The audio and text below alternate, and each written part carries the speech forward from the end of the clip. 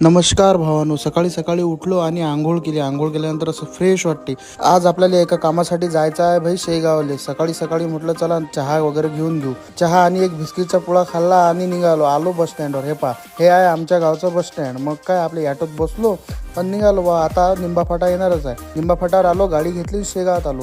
मग तुम्ही सांगा आता हा शेगावचा कोणता चौक आहे? तर मग मी आलो माझ्या आवडीच्या नाश्त्याच्या दुकानावर. हा आहे पाटीलचा नाश्ता.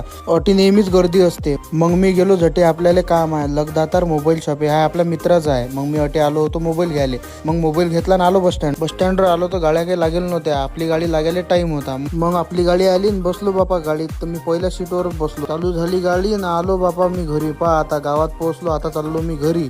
घरी जायच्या पहिले पेशंटले त्याचा मोबाईल देऊन द्या म्हटलं आणि घरी आलो तर आई म्हणे जेवण करून घे. मग काय ताटवाळ्याला लावलं आणि जेवलो बापा. ताईट जेवण झालं. या फॅनच्या इकडे पाहून कधी झोप लागली माहीतच नाही पडलं. बरोबर 4 वाजता उठलो.